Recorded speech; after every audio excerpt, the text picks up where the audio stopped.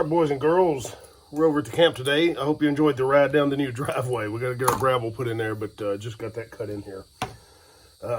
Finished some of that stuff up a few days ago. So I'm over at camp today. Obviously, I'm making a YouTube video because here I am making a YouTube video. But beyond that, I'm training myself and tracking just more stuff that I do every day. So we had about 3.5 inches of rain here the other night, and we've had, man, probably, I would say, 1 inch, 1.5 inches a few days before that. So I'm here, besides this video, I mean, I'm mainly here to train, but I got to thinking, man, why not make a video about this stuff? Because it needs to be talked about. So I'm here to look for old track lines. I want to see these track lines that were laid in here, you know, over the last 3 weeks or so. So there'll be stuff out to 3 weeks old. But I just want to look at that since it's heavy rain we've had. And I've got some other things I'm going to be doing, you know, myself as far as training-wise goes. But forensics on the ground, baby. That's what it's about. So let's ease down the trail here. Got my trusty laser pointer. Let's go see if we can find some old sign. All right, y'all, straight out of the gate right here, some aerial spoor. Sign cutting 101 stuff.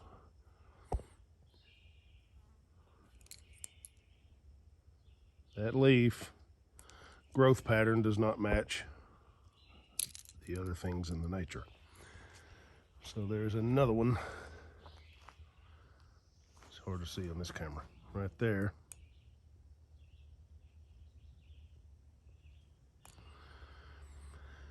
About 3 weeks old. All right, so that's just a real quick example of aerial spoor. I know how old that is because I put it in here for a class for students. I broke that stuff off. I'm not going to go over there and examine the foliage closely yet. I'll do that in a little bit, but I'm just going to walk on down this trail right here and see if we can pick up some track line, some old track line. All right, boys and girls, as you guys can see, all those drops, the rain has done a number in here. It's blown stuff all down this trail where the water has flowed. But let's get right in here. We've got lug patterns, tread patterns. Where did that one go? Right there. Dude, that's a week old right there. After 2 heavy rains, 1 3.5 inch rain on it. There's still tread patterns, there's still lug patterns in this soil. Now, let me turn this camera around and I want you guys to look right out through here. All right, as we look around here, it's the woods. Not really thick right in here, it's kind of open. But all of this stuff out here that we see, that's all a baseline. That's its natural state. But there's something going on right here, right through here. I'm using this laser pointer, hoping you guys can see it.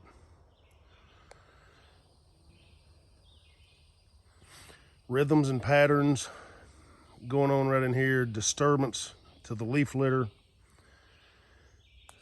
May be hard for you guys to see.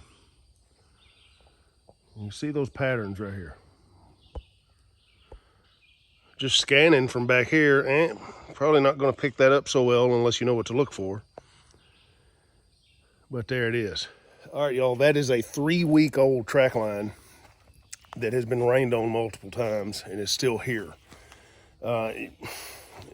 You can see things out here in this part of the country 6 weeks, depending on the weather, but about 6 weeks is about as far as I've been able to push it.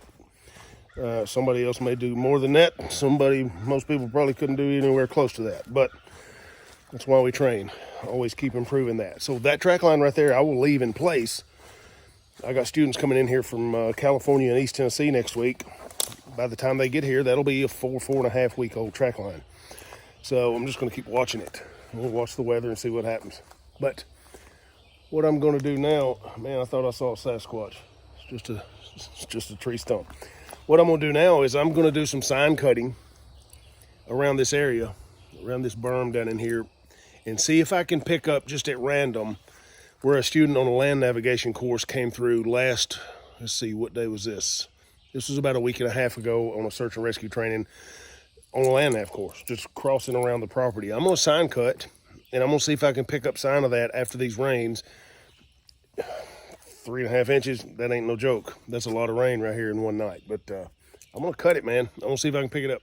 All right, obviously when I'm cutting, I wanna check areas like this right here. This is a break in this berm.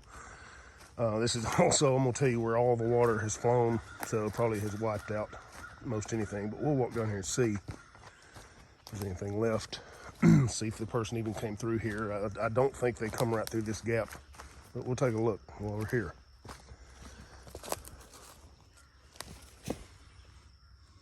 Holy shit. Oh, excuse my language.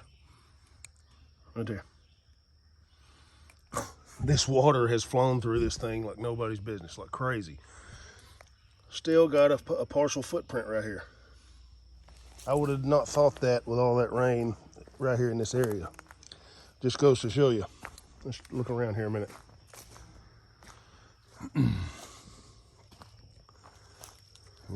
Right here. That's a hill. That's a track right here. That's at least a week and a half old. I don't know who put that here, but the last person that's been in this general area has been a week and a half. All right, let's go check somewhere else. All right, y'all, that's what it's about right there, man. It's picking up things that are old. So we saw some stuff 3 weeks old, and I think the majority of this stuff we were looking at is about a week and a half after a couple of good rainfalls. So I can see that. I can pick that up. I could still follow that.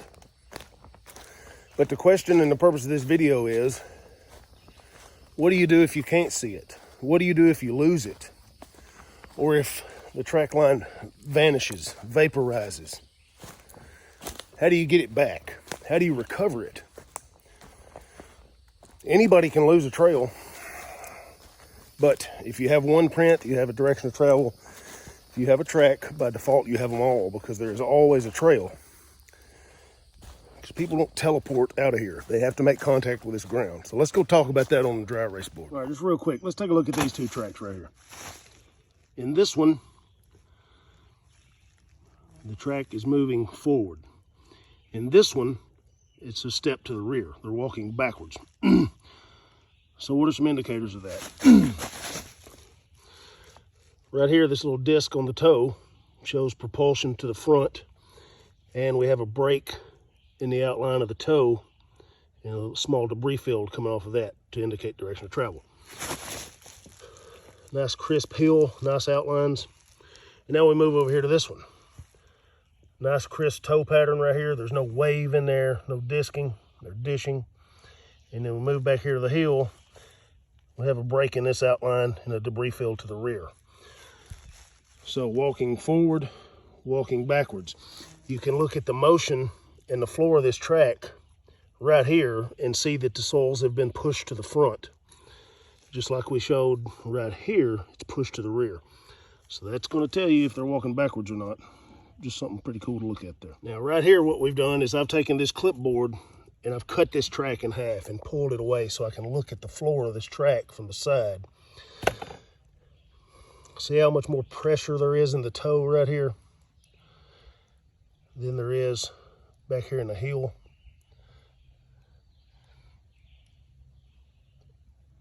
Lots of tricks of the trade. Enter stage right. All right, so first we need to talk about tracking team formations before we can ever talk about how to recover a lost sign or lost evidence. So the common train of thought out here is to run a tracker on point with two flankers offset to the rear. Last known track, direction of travel would look like this right here. So let me check my phone, make sure you guys can see this before I continue on. Let's zoom around just a hair, boys and girls. There we go. I don't want you to miss my beautiful face though. So this is the common way of doing it, a three-man team. What generally happens with that are these flankers want to start crowding the tracker. They want to start getting in there and trying to track for the tracker. They should be track aware as well, no doubt, or even trackers themselves. But their job is to be looking for direction change indicators, things in the environment. The job of this tracker is to track. That's all he does. I want to add a fourth man in here, and instead of running the triangle or the three-man team, I'm going to run a diamond four-man team, and the rear is going to be your team leader. This team leader his job is to take care of the navigation, to take care of the radio chatter, to take care of incident command reporting as the tracking team progresses, and to keep these flankers from crowding this tracker. So, four-man team, tracker on point, two flankers offset to the rear with a team leader in the back. Now let's talk about what happens when you lose the track. All right, boys and girls, method number one right here. We have our last known track. We can put an LKT out here so everybody can see that, hopefully. We have our formation, our four-man team. Now all of a sudden my tracker doesn't have sign anymore. He doesn't have it on the ground. He doesn't have it out there 2 steps. Should be tracking 30 meters out anyway, but we'll get back to that in a minute. So if I lose it here, I have a direction of travel in this direction. I have some options right here. My first option is to send my flankers out to probe it from the sides in a crescent moon shape. Boom. And then this one, boom. And then again, boom. And again. So they probe it from the sides like this in a crescent moon shape while not contaminating what's in the direction of travel. So there's one way. Obviously, we can't cover every way to get this done today, or I would be out here all day drawing on this board. But the next way that it can be done is you send your flankers up, however far, could be 5, could be 10, could be 20 meters, your terrain will dictate. And then they're going to cross. As they cross, one looks this way and one looks back towards the tracker. My pen's not working so well. What we've done by doing it this way is this is nice and clean in here. This is nice and clean. We've avoided contamination in there when we do it like that. So send your flankers up in the direction of travel. They cross. One looks back towards the tracker. One looks back or in the direction of travel. If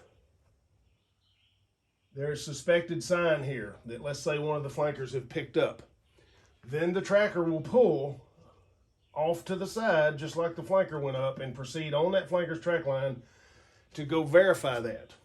They will then have a conversation amongst themselves whether or not that's what they're going to act on or to disregard it. So if we're running a 3-man team, 2 of the 3 have to agree. If we're running a 4-man team, 3 of the 4 have to agree. So roughly a 70% rule has to agree that you will proceed and act upon that evidence. No one man is going to determine that. The team has to make that decision together. So they'll all powwow about it and then carry on if that's what they choose to do. So there's another method. Now let's talk about this one. Let's switch pens here, see if I can get one to work a little better, or markers rather. I can send my flankers up and they can spiral out. All right. That's another option.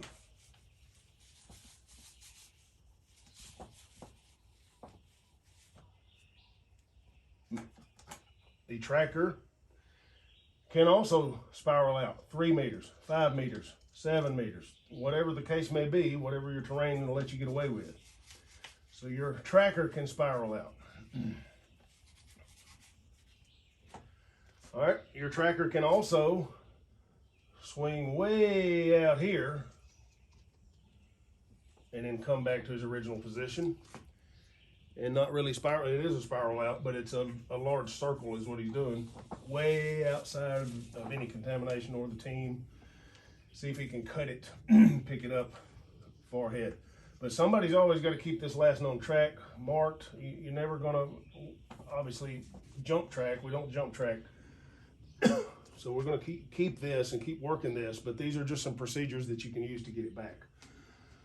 So now, big giant spirals, the tracker's 360, the flanker's up, box cut, the flanker 360, the big sweep, the whole 9. So let's say I've done all that.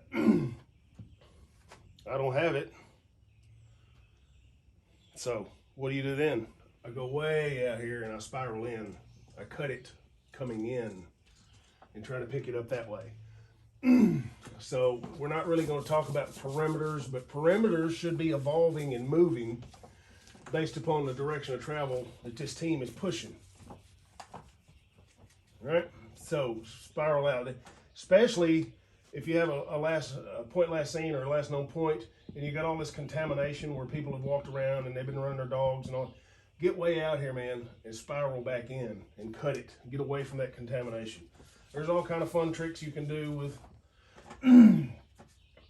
chalk box powder, aluminum foil. There's all kind of good stuff that can be used at those points. But right now we're talking about team stuff. Now, let me draw this. Let me turn this off and let me draw this for you real quick and I'll turn it back on. All right, let's talk about this right here. This is out of Forensic Sporology, the book that I showed you guys at the start of this video.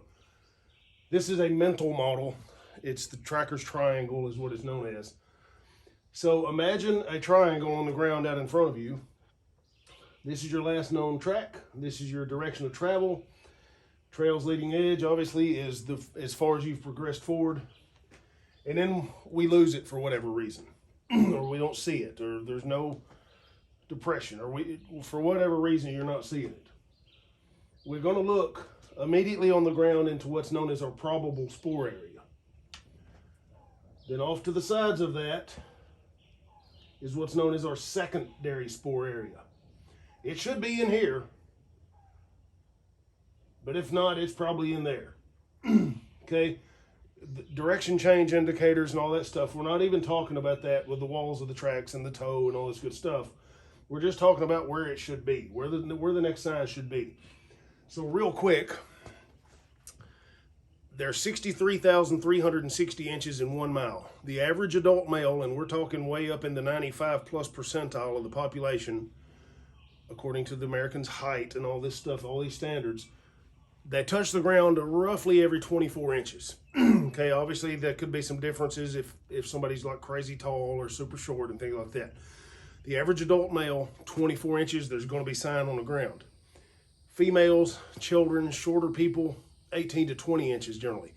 But that works out to be, for an adult male every 24 inches, about 2,600 and some odd ground contacts per mile. Now, if they slow down or they speed up a little bit, whatever, that can change that. But you're still looking at 2,500 to 3,000 ground contacts per mile. That does not include pushing brush out of the way, leaning this branch over, walking through waist-tall grass and all this stuff, all the aerial spoor. So you're looking at about 5,000 contacts per mile that a human makes with this environment out here. So I hear things all the time, and I hear these cases and I see these news reports of whoever's in charge, the sheriff or somebody running the show says, well, we found sign of them, but we were unable to pick up the trail, or the dogs didn't alert, or the helicopters didn't find them, or we got a footprint down here in the creek, and all this kind of stuff. I hear those stories all the time, and I have to think to myself, if you have one track, by default you have them all. If you know how to process the area, and you have the woodsmanship skills and the tracking ability and understand how to process and recover things, if you have one track, you have them all, because the person did not teleport out of there. They had to make contact with this ground every 24 inches. So I hear this stuff and I just kind of got to scratch my head and go, so what do you do, man? You keep training. Unfortunately, most of them don't want to train. They want to talk about it. So anyway, that's a whole different ballgame. Will get me started down that rabbit hole, right? All right, so if we don't have it in our primary or our probable spoor area and our secondary spoor areas, we're going to look one step out, or one full pace, one full stride, which is 2 steps out, a little bit further, into our extended spoor area. We're going to look there, off to the sides of that, into our collateral spoor areas. Branches that have been drugged with foot swing, whatever's going on, collateral spoor areas. That's our triangle on the ground. If we don't have it right here, then we're going to take our eyes off of the ground and look up into the environment. And we're going to look at doorways, natural lines of drift, gateways, and paths of least resistance. So a human has to make decisions to navigate this environment efficiently. They have to have a thought process going on to be able to not run into trees and to not trip over stumps. They have to be processing the data and the input from the environment that is coming through their eyeballs and into their brain and then down to their feet. So, brain-bound traits, perhaps. But anyway, you got to make some decisions out here. You're going to look at where did this person likely go? What stands to reason? If there's a big thicket of briars right here and they went through that, they're going to leave a ton of sign. But you're going to take your doorways, your natural lines of drift, your gateways, and your paths of least resistance. We're going to do all that stuff. We're going to deploy all those methods that I showed you guys on this board, plus several more that we're not putting up here today.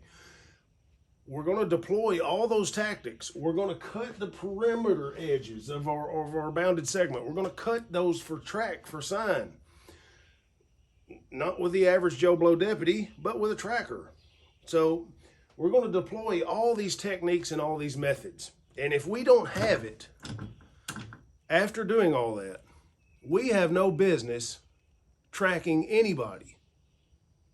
That's just that simple. If you can't pick it up after all of that, I suggest you get back into the field and spend your time training. So that's as simple as I can put it for you guys. So let me turn this phone off, turn it around, and we'll close this dude out. All right, let me show you guys a little something, a little tricks of the trade here. We got leaf litter right here. Nothing's really jumping out at me. But, I mean, I can see it, but you guys probably can't see it on this phone. I'll take this stick right here. I don't know if the track is here or if it's over here. I'm going to take a little stick and listen to this. Now listen to this.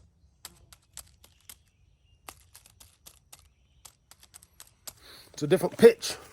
Sounds different. There you go. Just a little trick for you. Now let's talk about this. All right, y'all, forgive my spitting. First dip of the day, baby. All right. So we saw tracks out here and sign and track lines in the distance that are 3 weeks old. We also saw several tracks that had been washed with water and runoff from all the rains we've had and still have lug patterns in the clay and in the sandy soils down here towards this creek. We also cut about a week and a half old sign, just looking for where a student crossed during a land navigation course and was able to pick that up a week and a half or so later. So the sign is there. You know, I don't know what else to say about it. As my mentor, Ty Cunningham here with Forensic Spoorology always likes to say, there is always a trail. And that is a fact. There is always a trail. So if you're operating within a 2 to 3 week window, it's going to be there. So I'll tell you a little story right now. We got a couple of sheriff's deputies out of Georgia that came in here for a tactical tracking class, working interdiction on the interstate down there as part of a crime suppression unit. Guy flees in a car on a traffic stop, bails out of the car, on foot, gone. For 4 days, they hunt this guy. The helicopters failed. The guy would lay under the water and all this kind of stuff when the helicopters would come over. Multiple canines failed it. And they deployed their tracking methods and their techniques that they learned in that course. And they caught this guy 4 days later. They kept bumping him. They would make contact, he'd run. They make contact, and they just tracked him and tracked him and tracked him until finally caught him slipping. So this stuff works. The problem with it is it takes a great deal of time investment, and that's something that not a lot of people are willing to put in. I'm over here today training myself. I do something like this every day, and you have to become proficient at it. You know, most folks will go get a track awareness class or follow the step-by-step method of training, you know, footprint to footprint to footprint, and you should be able to follow every footprint without doubt. But in real world, we're not tracking right here in front of our face. We're really tracking 20, 30, 40, 50 meters out. And you only can do that with training. Once a week ain't going to get it. Once a month's not going to get it. You have to do this stuff every single day. So I will spend the next probably 4 or 5 hours out here cutting, looking for sign. Deer, turkeys, whatever's out here. It's what I do, man. It's just keeping my eye sharp. You always go back to the basics, step by step, and you always go back to your 10-step drills, stuff like that. But there's lots more involved in that. So all I can say, man, is keep training. If you want to get good at this stuff, keep training every day. God bless y'all. Stay safe. I got to get to work.